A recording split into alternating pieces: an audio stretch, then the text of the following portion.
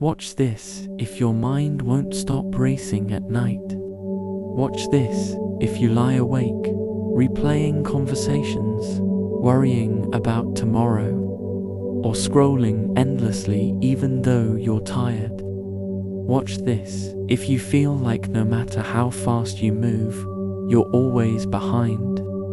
Watch this if patience feels impossible, if silence feels heavy, if you're always rushing but never arriving, because tonight's story is for you. It's a story about stillness, about a monk who struggled with the very same restlessness we all carry inside. He wanted to move forward quickly, to achieve, to reach something beyond the present moment. But life taught him a different way. Through hardship, loss, and waiting, he discovered a truth that feels almost like a contradiction. Sometimes the fastest way forward is to sit still. And as I tell you his story tonight, I want you to think about your own pace.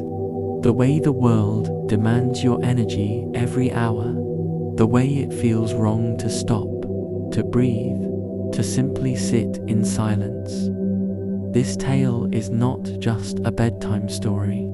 It is a reminder, a gentle guide for anyone who has forgotten how to rest. So as you listen, let yourself slow down. Let the sound of the words carry you away from your racing thoughts. You don't need to rush here. You don't need to fix everything tonight. All you need is to listen, breathe, and drift with the monk's journey. Because sometimes stillness is not weakness. It's the doorway to moving further than you ever thought possible. The valley where the monks lived was quiet in a way that seemed older than time itself. A hush that wrapped around the stones, the trees, the little streams that wound their way through the mountains. It was the kind of silence that made every footstep sound louder, every bird call sharper, and every rustle of wind through the pine needles feel like a message meant just for you. The monastery sat halfway up the slope of a mountain, not the tallest peak in the range, but one with a face that caught the sun first at dawn and held the glow long after dusk. Its walls were plain stone, weathered by years, patched by many hands, and smoothed by the passage of countless seasons. The monks there rose with the first light and rested not long after the stars scattered across the dark. Among them was a young monk named Jian. He was not the youngest in years, but he often felt like he was the slowest to understand. Others seemed to take to meditation like water flowing into a bowl, still and clear. They sat without moving for hours, their breaths deep and steady, their faces calm like carved statues. Jian tried, but his body twitched, his knees ached. His thoughts darted in every direction like startled birds, and he carried an invisible itch that always made him want to move. Sometimes he would glance around and see the stillness of his brothers and wonder why his own heart hammered so quickly at the mere thought of sitting still. Jian had come to the monastery years before, climbing the stone steps with determination burning in his chest. He thought the life of a monk would grant him wisdom, clarity, and above all, speed. He wanted answers, not slowly, not in pieces, but all at once. As if by devoting himself, he would suddenly become free of confusion and full of understanding. Yet time passed and the lessons seemed slow, like rain dripping from the eaves of the roof, one drop at a time. He wanted floods, rivers, oceans of knowledge, but the monastery only gave him drops. One morning, after the gong sounded and the monks gathered in the hall to bow and chant, the abbot, a man with lines carved deep into his face and eyes soft as dawn mist, announced that each monk would walk down the valley to bring back firewood for the coming cold nights. It was a task done often, though usually in pairs or small groups. This time, the abbot asked each monk to walk alone, to take the path through the forest, to collect not just wood but also whatever lessons they found along the way. Jian felt eager. Here was something to do with his body, something he could accomplish, a chance to prove himself useful and perhaps glimpse the lesson hidden behind the task. The path down the mountain wound through dense bamboo groves, where the stalks knocked gently together in the breeze like hollow drums. Jian moved quickly, almost trotting, his eyes sharp for fallen branches, his hands ready to gather. He thought that the sooner he filled his arms, the sooner he could return and be praised for his efficiency. He rushed past the little stream that gurgled happily, past the rocks where moss grew thick, past the birds that flickered through shafts of light. All he thought of was speed. His robe snagged once on a thorn bush, tearing slightly, but he pulled free and pressed on, ignoring the scratch on his arm. By midday, his arms were piled high with branches, but still he wanted more. He had seen the others return before, each carrying a careful bundle tied with rope. Jian decided he would not only carry more than the others, but do it faster, racing up the path with strength and vigor. So he loaded himself until the pile teetered above his head, then turned back up the mountain. At first his steps were light, but soon his breath grew short, his back ached, his legs quivered. The wood dug into his shoulders, and the path seemed to grow longer with each step. Sweat blurred his vision, and he stumbled more than once, scraping his knees. When he finally reached the monastery gates, he dropped the load with a groan, panting heavily, robe soaked through. The abbot watched silently as Jian collapsed on the steps, his chest heaving. The old man said nothing at first, only looked at the scattered sticks, and then at the young monk's flushed face. Jian expected praise, or at least acknowledgement of his effort, but none came. Instead, the abbot turned away and greeted the next monk, who had returned carrying a modest, neat bundle, calm and unhurried. That evening, as they sat in meditation, Jian's mind would not quiet. He felt a burning inside, not just from his sore muscles, but from his restless thoughts. Why had his effort gone unrecognized? Why had his speed brought him only exhaustion? As he shifted on his cushion, unable to find stillness, he remembered the look in the abbot's eyes, gentle, but not approving, as if there was something he had missed entirely. The days went on, and Jian continued to wrestle with meditation. When the bell rang for sitting practice, he dreaded it. His legs cramped, his back throbbed, his mind leaped from memory to fantasy to worry and back again.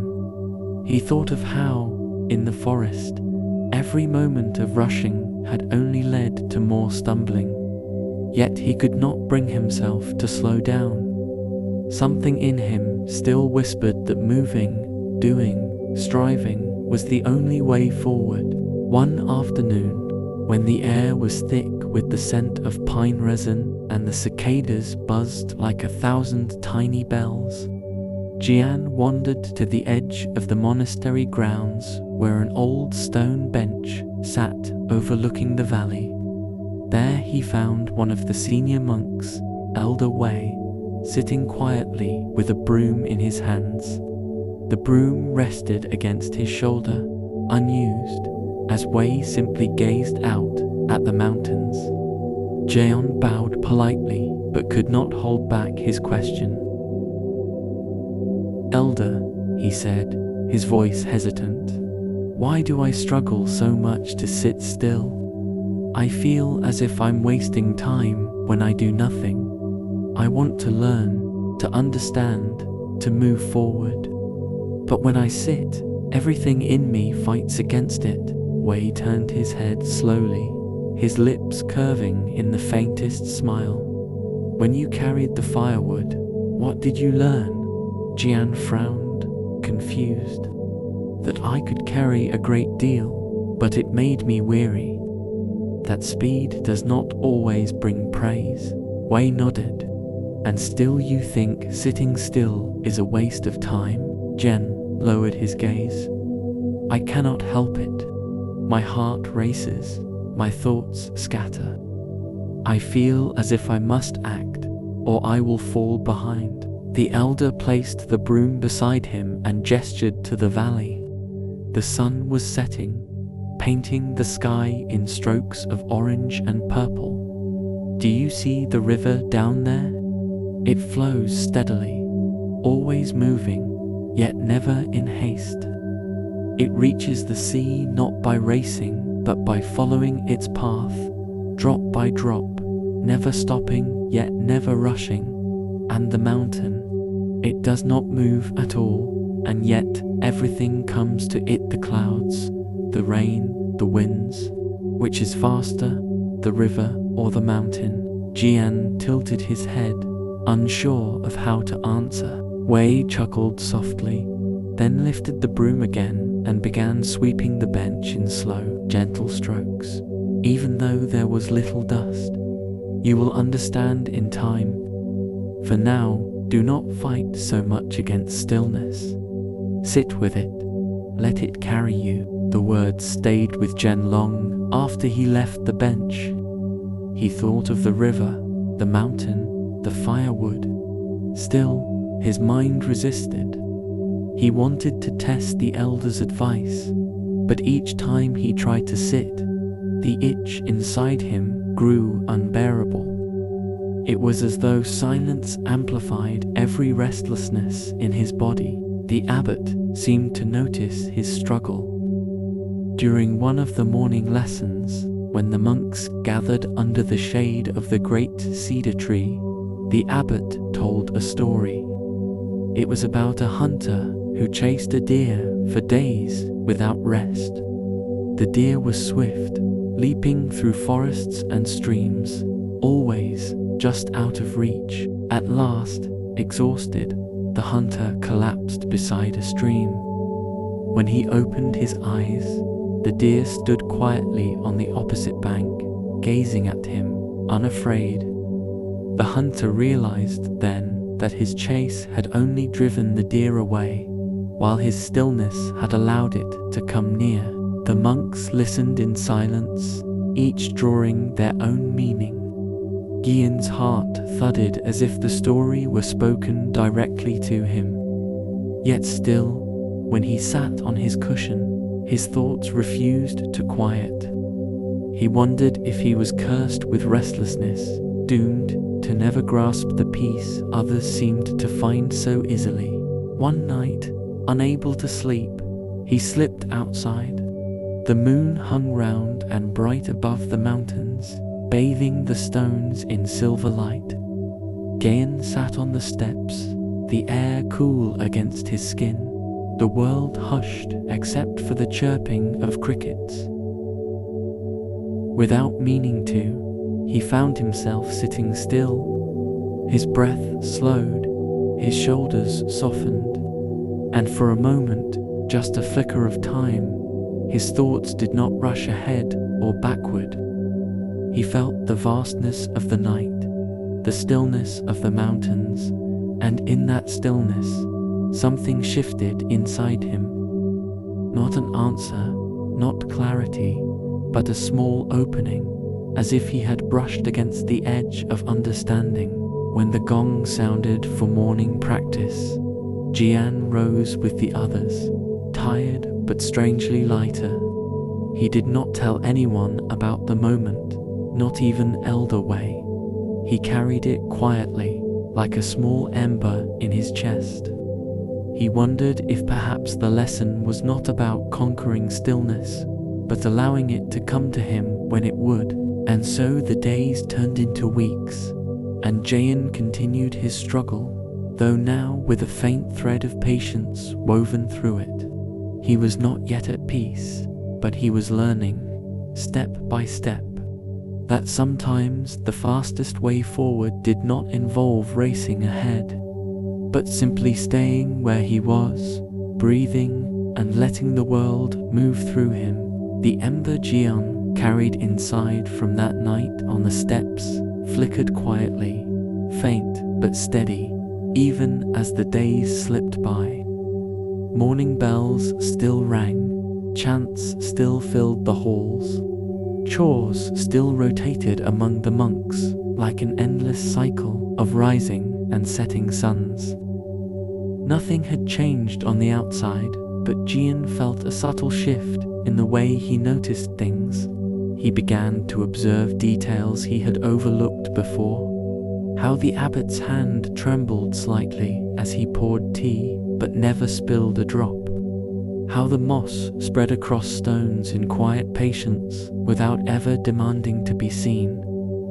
How a bird could sit on the same branch for long minutes without so much as ruffling its feathers, waiting for its moment to fly. Still, Jian's restlessness had not vanished.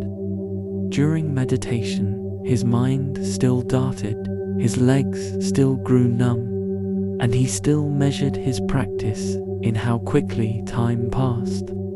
Yet there was now a seed of curiosity within him. What would happen if he did not fight so hard against stillness, but leaned into it? He tried, sometimes failing, sometimes touching a calm that lasted only a few breaths. It was not yet peace, but it was a different kind of struggle, softer and less desperate. One day, as the monks gathered to hear the abbot speak, he announced that a group would travel down the valley to help villagers repair a bridge washed out by heavy rains. The journey would take several days, and each monk chosen would carry supplies, work alongside the villagers, and return with stories of what they had learned. Jian's heart leapt when his name was among those called. Here, finally, was something beyond the monastery walls, a task in the wider world, a chance to move with purpose. The group set out in the morning mist, their robes damp with dew, their sandals crunching on gravel paths. The valley opened before them with its terraced fields, its scattered farmhouses, and its endless river winding like a silver ribbon. Jian walked briskly at first, his pack bouncing lightly on his shoulders, eager to reach the village quickly. But the elder leading the group, a tall monk named Shen with a calm face and a deliberate pace, did not hurry. He stopped often to greet farmers, to admire blossoms, to rest beneath a tree when the sun grew warm. At first, Jian grew impatient, shifting from foot to foot as the group paused. He wanted to press ahead, to arrive sooner, to get the work done. But Shen never quickened, and the others matched his rhythm without complaint. By the time they reached the village, Jian's legs ached, not from speed, but from the frustration of restraint. Yet, when they arrived, the villagers welcomed them warmly, offering bowls of rice and tea before showing them the broken bridge. The river had swollen in the rains, tearing away the wooden planks and leaving only the stone supports standing. Without the bridge, villagers had to wade across the rushing water, dangerous and slow. The monks joined the villagers in hauling timber, shaping planks, and fastening ropes.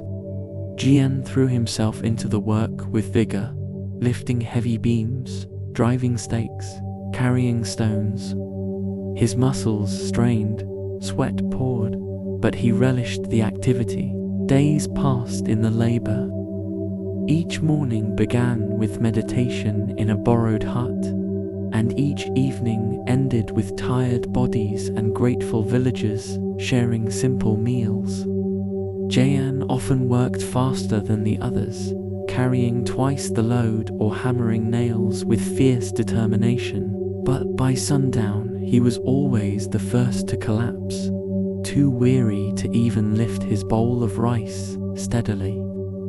Meanwhile, Elder Shen, who worked with slow, steady movements, seemed to tire little. His robes remained cleaner, his face calmer, his strength unspent. Jian watched in puzzlement, wondering how slowness could outlast speed. One afternoon, as they carried a heavy beam together, Jian strained with all his might, sweat dripping into his eyes. Shen, walking beside him, bore his side of the weight with unhurried steps, breathing evenly. Jian gasped, "How do you not falter? We carry the same burden, but I feel as if I will break." Shen glanced at him, his expression gentle. "You run ahead of yourself, even while walking. Your body is here, but your mind races far ahead, imagining the end. The beam grows heavier because you are carrying not only wood, but also the weight of your own urgency." Jian stumbled at the words but said nothing. That night he lay awake on the straw mat in the hut, turning them over in his mind. Could his rushing truly make a task heavier? He thought back to the firewood, to meditation, to his aching muscles. Perhaps it was not the tasks themselves that wore him down, but the way he rushed through them, as if the end alone mattered. When the bridge was finally complete, the villagers celebrated with laughter, drums, and bowls of steaming soup shared under lantern light. The monks joined, smiling quietly as children darted across the new planks. Jian, though proud of the work, felt a nagging ache, insight and awareness that once again his speed had left him drained, while others seemed nourished by the same effort. He could not yet name the lesson, but he sensed it circling close. The journey back to the monastery was slower than the journey out. Perhaps it was the satisfaction of completed work, or perhaps it was Shen's deliberate pace, but Jian found himself less restless. He began to notice the fragrance of wildflowers, the way sunlight filtered through bamboo leaves, the sound of wind whispering over ridges. He even found moments when walking itself felt enough, without needing to arrive sooner. Upon returning, the abbot listened to each monk share their experiences. Jian spoke of the villagers' gratitude, of the strength required, of the joy of seeing the bridge restored. The abbot nodded, but when Jian paused, he asked softly, "And what did you learn of yourself?" Jian hesitated, words tangling in his throat. He wanted to answer wisely, but all he could say was, "That I still rush, even when rushing is of no use." The abbot's eyes softened. "Then you are beginning to see." The weeks after the journey felt different. Jian no longer expected sudden enlightenment, but he began to approach tasks with less urgency.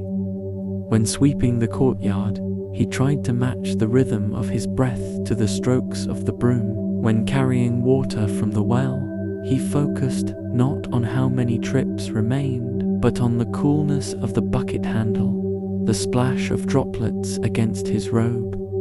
His meditation was still uneven, but now he greeted each restless thought with less frustration, like acknowledging a passing traveler instead of chasing him down the road. Yet progress was not smooth. Some days, Jian slipped back into old habits, rushing through chores, growing impatient during meditation. scolding himself for not improving faster. On such days, he felt despair, wondering if he would ever truly learn. But other days, he caught glimpses, like a deer appearing briefly in the clearing of what stillness could bring. It was during one of these glimpses that a new challenge arrived. A messenger came to the monastery with news. A neighboring town was troubled by bandits who blocked the mountain pass, demanding payment from travelers. The abbot sent a small group of monks to assist the townspeople, not with weapons, but with presence, mediation, and guidance. Jian was again chosen. As they set out, Jian's mind wrestled with questions. How could monks, who carried no blades, help against men who thrived on fear and force? He remembered the elders' words about carrying not only the beam but also the weight of urgency. He wondered what weight the bandits carried and whether stillness could play a role even there. The journey was long, and as they climbed the winding paths, Jian felt the familiar tug to rush ahead. But now he tried to walk in step with the others, breathing evenly, letting the road unfold as it wished. The mountains seemed to notice, greeting them with clear skies and gentle winds. When they reached the town, the villagers gathered anxiously, pleading for help. Travelers were trapped, trade slowed, fear spread like smoke. The monks listened, then walked calmly toward the pass where the bandits waited. Jian's heart pounded as they approached the men with swords and rough voices. He wanted to run, to fight, to do something, but the monks simply stood still, their robes swaying in the breeze, their eyes steady. The bandits shouted threats, demanded coin, swung their weapons to intimidate. Yet the monks did not flinch. They did not argue or retreat. They only stood, breathing, watching. The standoff stretched until even the bandits grew restless, their anger faltering against the unshaken calm. Slowly, uneasily, they backed away, muttering curses but retreating into the forest. Jian was stunned. No blows had been struck, no bargains made, yet the danger had passed. He turned to Elder Shen, who stood with the same steady face as on the bridge. Shen met his gaze and said quietly, "Sitting still is not only for cushions. Sometimes it is the strongest step." The villagers rejoiced, and the monks stayed several days, guiding them in rebuilding courage and order. Jian helped where he could, but his mind kept returning to that moment on the path the bandits blunted, not by force, but by stillness. He began to sense that stillness was not an absence of action, but a presence stronger than action itself. When they finally returned to the monastery, Jian carried more than just the dust of the road. He carried the weight of realization, still forming, still fragile, but undeniable. His old hunger for speed had not vanished, but it no longer ruled him. He began to see that the fastest path was often not the one where feet ran, but where the heart waited.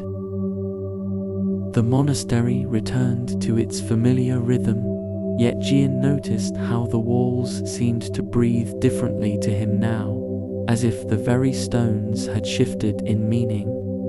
Each morning's chant carried an echo he had not heard before, and each evening's silence pressed on him more gently, no longer as suffocating, but as steady as a blanket laid over tired shoulders. The lesson of the mountain pass lingered within him, the strength that came from stillness.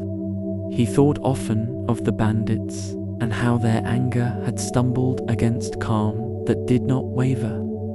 Something in that moment had spoken more clearly than all the hours he had wrestled with his restless thoughts on the cushion. But growth was never a straight road. Some mornings, Jian rose with a clear heart, ready to face the day with patience, only to find himself snapping inside at the long pause before breakfast, or rushing through, sweeping the courtyard as if speed itself could scrub away the dust. He knew he was still caught by the thread of urgency woven through his being. The abbot often said that our deepest habits were like roots buried in stone. They would crack slowly, almost invisibly, before they broke. Jian clung to that hope. One afternoon, the abbot sent him to work in the monastery garden. The rows of vegetables and herbs stretched across terraces carved into the slope, watered by channels that carried spring water down from higher streams. The task was simple: to weed the rows, loosen the soil, and make sure the channels ran freely. Jian set to work with energy, pulling weeds quickly, scraping earth with his hands, tugging at roots as though each one was a small victory. Within an hour, sweat ran down his back and his knees ached from kneeling. He looked at the garden and felt frustrated. He had worked so quickly, yet the rows seemed endless, the weeds unending. Nearby, another monk named Liang worked at his own pace, moving slowly, methodically, each motion smooth as water trickling over rocks. His patch of soil looked neat and finished, though he had covered less ground than Jian. Jian gritted his teeth and doubled his speed, only to find himself leaving half-torn roots that sprouted again days later. Liang's garden stayed clean, nourished, and ready for growth. By evening, Jian sat in the dirt, exhausted, his fingers sore. Liang, calm and steady, rinsed his hands in the channel and bowed to the earth with quiet gratitude. Jian watched, chest tight, realizing again that haste had left him weary while patience had left another monk whole. He wanted to cry out in frustration, to demand why his heart was chained to restlessness. But instead he let the thought sink like a stone in a pond, rippling through him silently. That night he dreamed of the river again, the one Elder Wei had once pointed out. In his dream, the river flowed as always, yet Jian tried to run beside it, stumbling on rocks and branches. No matter how fast he moved, the river stayed steady, unhurried, and always arrived before him. When he awoke, the lesson stung, yet it also settled into his chest like a truth waiting for him to accept it fully. The seasons turned, leaves reddened, winds grew sharp, snow dusted the peaks above the monastery.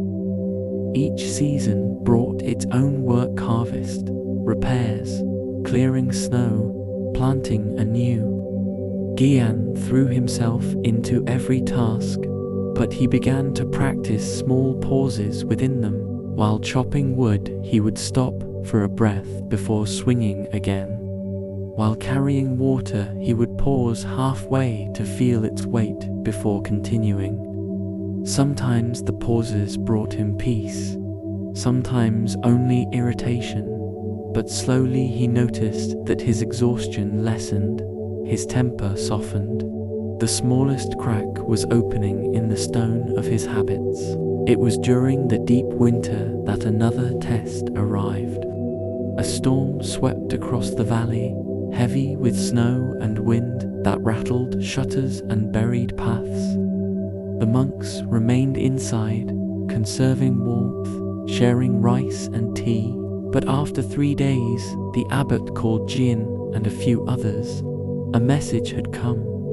The storm had stranded travelers on the far side of the ridge, unable to cross. They were cold, hungry, and in need of help. The abbot sent the monks with blankets, food, and lanterns to guide them. Jian's chest tightened at the thought of climbing through snow and wind. His old urge surged to move quickly, to reach the travelers as fast as possible, to save them by force of speed. But then he remembered the pass, the garden, the river. He forced himself to walk steadily, step by step, breathing into the cold air. The snow was deep, the wind fierce, and every moment tempted him to rush. Yet each time he felt the urge, he paused, grounding himself, reminding his body to move with the mountain rather than against it. When they found the travelers' 2 families huddled in a cave, their faces pale with cold, the monks gave them food and wrapped them in blankets. Jian watched as Elder Shen spoke gently, his voice calm despite the howling wind outside. The children stopped crying, the parents' shoulders eased. It was not only the food or warmth that helped them, but the stillness the monks carried into the storm. Jian understood then that peace itself could be a gift as vital as bread or fire. The journey back was long, the families stumbling through drifts, while the monks guided them with lantern light. Jian carried 1 child on his back, his legs trembling with the effort. Yet he found that steady steps carried him further than bursts of rushing would have. When they reached the monastery, the gates opening to warmth and safety, Jian felt not only relief, but also a quiet pride, not for speed or strength, but for having walked with patience through the storm. In the days after, he found his practice deepening. Meditation was still not easy, but he no longer counted breaths in impatience. Sometimes he even forgot to count, simply resting in the rhythm until the bell sounded. The abbot, watching quietly, began to assign him tasks that required not only effort but endurance: tending the sick, teaching young novices, mending roofs. Each task became an exercise, not in finishing quickly but in staying present, step by step, stitch by stitch. Yet the greatest test had not yet come. In the spring, word spread of a famine in a distant valley. Crops had failed, rains had not come, and villagers were struggling. The monastery decided to send supplies: grain, dried vegetables, medicines. The journey would take many days through difficult terrain. Jian was chosen to lead the small group of monks who would carry the supplies. His heart swelled with both fear and determination. He wondered if he was ready, if stillness could carry him through responsibility. They set out as the sun rose, packs heavy with food and medicine. At first, the road was kind, winding through fields where farmers waved gratefully, but soon the path climbed into rocky hills, narrow and treacherous. The monks moved slowly, balancing their loads. Jian felt the urge to push them faster, to arrive sooner with the precious supplies. Yet he remembered how rushing had always left him broken. He forced himself to match the pace of the slowest among them, breathing deeply, speaking words of encouragement instead of pressing them forward. Days blurred into nights, the road wearing on their bodies. At one point, they reached a river swollen by spring melt, its current fierce. Crossing seemed impossible. Jian's chest tightened. He wanted to leap, to force a way through, but instead he ordered the group to sit and wait. Hours passed. The others trusted him, though doubt flickered in their eyes. As night fell, the water slowly lowered. By dawn, they built a small raft from driftwood and crossed safely. Had they rushed, they might have been swept away. Jian felt the truth of Elder Wei's words settled deeper. Sometimes the mountain, unmoving, was swifter than the rushing stream. When at last they reached the starving village, the sight pierced Jian's heart. Children with hollow eyes, elders weak and trembling, fields cracked and dry. The supplies were distributed, and the monks worked beside the villagers to dig channels, mend roofs, prepare soil. Days stretched into weeks, each moment demanding patience.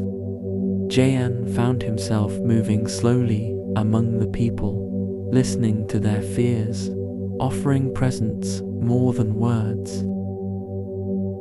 He realized that sitting beside someone in silence often healed more than any speech. The villagers began to recover, hope flickering like a lamp newly lit, and in Jian's chest, something solid formed, not just an ember now, but a steady flame. He saw clearly that stillness was not idleness, but strength, not delay. But the fastest way to bring peace where haste could not. When they finally returned to the monastery, weary but fulfilled, the abbot welcomed them with open arms. He looked at Jian, his eyes filled with quiet pride, and said only, "You are beginning to walk as the mountain walks." Jian bowed, his heart steady. For the first time since he had come to the monastery, he felt no rush for the next lesson, no hunger for praise. He was content to sit, to breathe, to let wisdom come like a river flowing to the sea. The monastery walls glowed golden in the late summer sun, the cicadas buzzing as if the very air trembled with their song. Jian found himself sitting often on the old stone bench overlooking the valley, the same place where Elder Wei had once spoken to him of the river and the mountain. The bench had become his place of quiet, where he could sit without forcing stillness, where sometimes stillness found him instead. He no longer rushed to seize answers, but let them arrive as they wished, like wild birds settling when the air grew calm. Seasons had passed since the famine journey, and the young monk's life now wove smoothly into the rhythm of the monastery. He tended gardens, taught novices, carried water, and sat in meditation without the old restless rage. He was not yet free from distraction. No monk truly was, but he carried himself with a patience that had once seemed impossible to him. The abbot often watched him with a knowing smile, offering fewer words of correction than before. Jian sensed that he was no longer the stumbling novice who once ran breathless with firewood up the mountain path. Yet life, like the seasons, brings storms as surely as it brings spring blossoms. One morning, as the mists lifted from the valley, a messenger arrived. His robe was torn, his sandals worn thin from the road. He bowed deeply to the abbot and whispered hurried words. Jian, standing nearby, caught fragments. A neighboring monastery, fire, many lives lost. His heart clenched.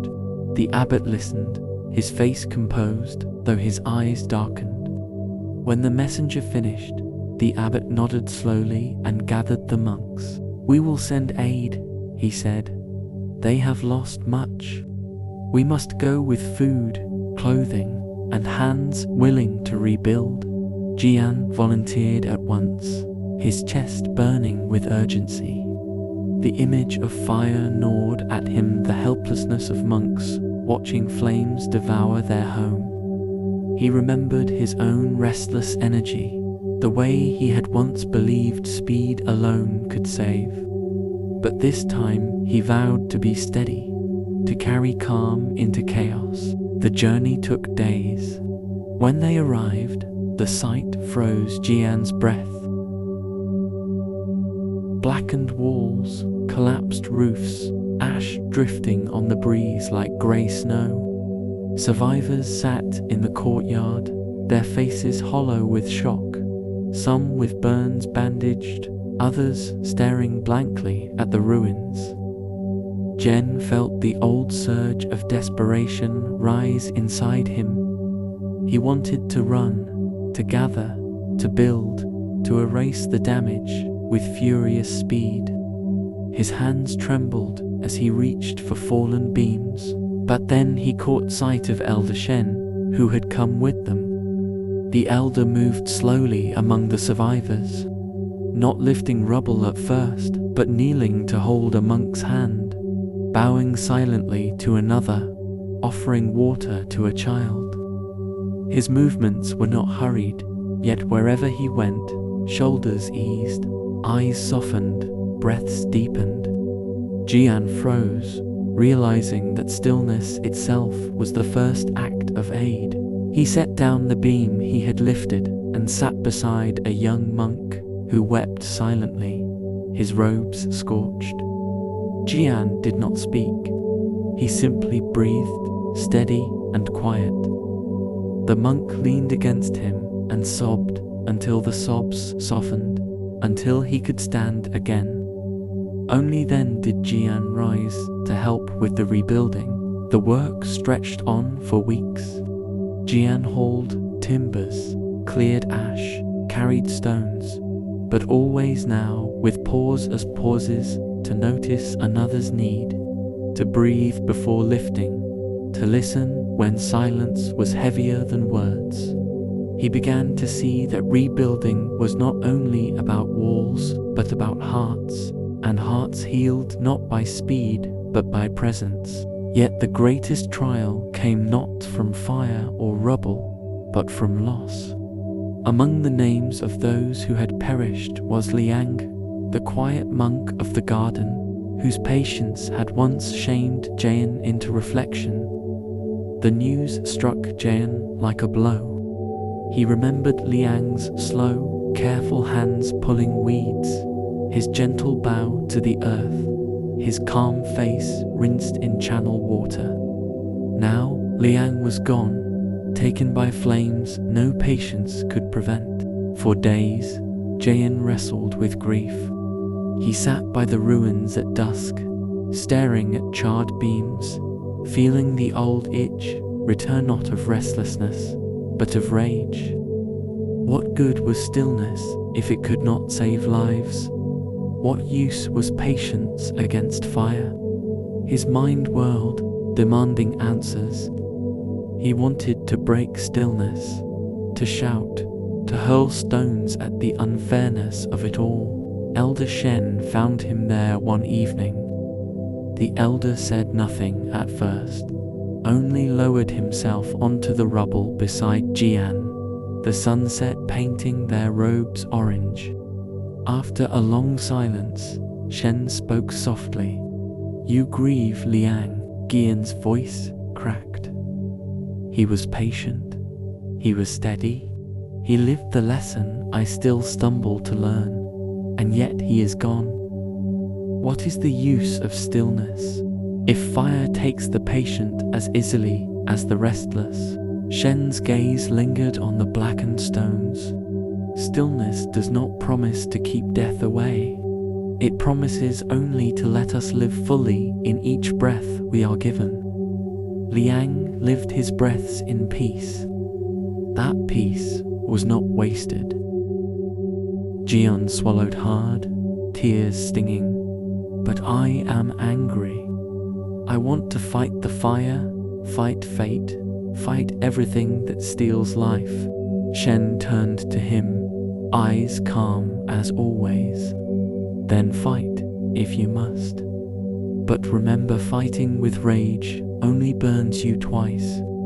Sitting still does not mean surrender. It means you allow grief to pass through you instead of letting it consume you. The words sank into Jian like stones dropping into deep water. He did not speak again that night. But when dawn came, he sat among the ruins, breathing slowly, allowing the ache to flow through him without resistance. For the first time, grief did not choke him completely. It sat beside him like an old companion. He understood then that stillness was not an escape from pain, but a way to endure it without being devoured. When the monastery was rebuilt enough for the survivors to begin a new Jian and the others returned to their own mountain, the path home felt different to him now, heavier with loss but also steadier with understanding. Liang's memory walked with him, a reminder that stillness was not about how long one lived, but how deeply. Back within his own monastery walls, Jian resumed his tasks. He noticed now how often younger novices rushed as he once did, eager to prove themselves. Frustrated with meditation, he found himself guiding them, not with sharp correction, but with quiet presence. When one novice fidgeted through meditation, Jian simply sat beside him, breathing until the boy's shoulders softened. When another rushed through, sweeping, Jian took the broom, slowed his strokes, and the boy copied him without words. Slowly, without planning it, Jian became a source of calm for others, as Shen and Wei had once been for him. Seasons turned again. Leaves fell, snow returned, blossoms opened once more. Jian aged quietly. His restlessness softened into patience, his impatience softened into compassion. He no longer counted how far he had come, nor how much was left to learn. Each day was simply the day, each breath simply the breath. But even as peace grew within him, he knew the lesson was not finished. Stillness had carried him through work, journeys, storms, famine, fire, and grief. Yet one final trial awaited the kind that every human faces, monk or not. A trial not of the world outside, but of the body itself. For the body, like all things, must one day grow weak. And when it did, Jian would discover whether stillness could carry him not only through storms and sorrows, but through the greatest crossing of all. Years passed quietly, though Jian hardly noticed them slip away. The monastery remained much the same, the stone walls weathered but enduring, the cedar tree still spreading its wide arms, the gong still ringing with the same deep note each dawn. Yet, within Jian, time carved softer lines, not of impatience, but of age. His hair, once black as ink, turned first to strands of silver and then to a crown of white.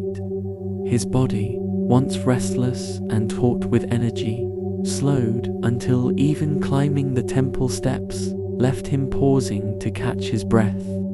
But his eyes, clear and calm, seemed only to deepen, like a pool that grows more transparent the longer it is still. He no longer needed to prove anything. The young novices now looked to him the way he once looked to Elder Shen and Elder Wei, though he often smiled at the irony. He had spent so many years fighting stillness, chasing speed, only to become known for the calm that followed him like a shadow. When novices grew frustrated during meditation, Jian simply sat among them. When they grew restless in chores, he moved slowly, and they slowed to match him. He said little, but his presence itself was a teaching. One morning, as the sun rose golden across the valley, the abbot, now bent with age, asked Jian to lead the morning chant. Jian bowed and did so, his voice low and steady, carrying the rhythm like a river carrying leaves. Afterward, the abbot smiled faintly. "The river flows in you now," he said. Jian bowed again, humbled not by pride, but by gratitude for the long path that had carried him here. But soon after, the abbot passed away quietly in his sleep. The monastery mourned, chanting through nights lit by lanterns. Jian felt the sorrow like the loss of a father, yet he also felt a stillness beneath it. He remembered Liang, remembered Shen's words, remembered fire and famine. Death no longer seemed an enemy but a truth as natural as dawn. When the monks gathered to choose a new abbot, they turned to Jian. He hesitated, his heart trembling with both humility and doubt. Could he carry such responsibility? In the end, he accepted, not out of ambition, but because the river does not refuse to flow when the valley thirsts. His years as abbot were quiet ones. He guided not with many rules but with presence. He reminded the monks often that sitting still was not idleness, that patience was not weakness, that wisdom was not in racing to answers but in living each breath fully. Some novices struggled, just as he once had. To them he gave the same gift Shen once gave him: gentle eyes, few words, steady company. Seasons turned again. Jian grew older, his back stooping, his hands trembling as he poured tea. He could no longer climb far down the mountain path, nor lift heavy beams, nor sit for long hours without his body aching. Yet still he joined the others for meditation, even if he shifted often on his cushion. He laughed at his own weakness, reminding the younger monks that even imperfection could be steady if one accepted it. Then one winter, illness came. At first it was only a cough, a weariness in his chest. He brushed it aside, thinking it another passing weakness of age. But the cough deepened, and his breath grew thin. The monks brought him herbs and broths, tended him with devotion, but his body was fading, the way all bodies must. As he lay in his chamber, the snow falling silently outside, novices gathered often at his door, hoping to hear words of wisdom. Jian told them stories, not of great revelations, but of small lessons. The time he rushed with firewood and stumbled, the time he learned patience in the garden, the time stillness scattered bandits on the pass, the time grief taught him to sit with pain instead of fleeing it. They listened wide-eyed, and Jian hoped they would remember not his name, but the truths the world had given him. One night, as the moon hung bright over the mountain, Jian called Elder Shen, now aged himself, to sit beside him. His voice was thin but steady. "Brother, I used to fear stillness as if it were death. Now death comes, and stillness feels like a friend waiting at the gate." Shen clasped his hand gently. "You have learned to walk as the mountain walks, and now you will sit as the mountain sits, unmoving, yet never gone." Jian smiled faintly. He closed his eyes, listening to the wind in the pines, the soft breath of the monks chanting nearby. He let go of the urge to rush one last time, let go of the weight of striving, let go even of his breath. In that stillness, he passed. The monastery mourned, as they had mourned their abbot before him, but they also felt a deep calm in his passing. His presence lingered not in stone or ash, but in the way novices now breathed slower when they sat, the way monks carried water with patience, the way firewood was stacked neatly without haste. Jian's life became a quiet lesson etched not in words but in the rhythm of the monastery itself. Years later, long after those who had known him directly had grown old and passed themselves. Novices still told stories of the abbot who once could not sit still. They laughed at tales of his restlessness, his rushing, his impatience, and they bowed their heads when they spoke of how he learned, through storms, famine, fire, and grief, that sitting still is sometimes the fastest way forward. And so his lesson lived on, not in books, not in monuments, but in every breath of stillness carried by those who followed. When we look back at the journey of the monk, it may seem simple, yet it carries something we often forget in our own lives. We live in a world that tells us to move faster, achieve more, fill every moment with something useful. But tonight's story reminds us that sometimes the fastest way forward is not in the rushing, not in the chasing, not in the endless lists and restless nights, but in the quiet stillness we so often avoid. The monk discovered that sitting still was not the same as giving up. It was a choice to trust the moment, to let clarity and strength rise in their own time. In stillness, he found direction. In patience, he found peace. And in silence, he finally moved further than he ever had by running. Maybe that is the same lesson waiting for you. The worries that fill your head tonight, the pressure you feel to always keep moving, you can put them down just for a while. You can sit, you can breathe, and you can know that by doing less, you are actually moving closer to what you seek. So as you drift into sleep, let the stillness hold you. Let your breath be enough. And remember, life does not always reward the one who hurries. Sometimes it rewards the one who is willing to wait. Thank you for listening, and may your night be full of rest, patience, and quiet peace.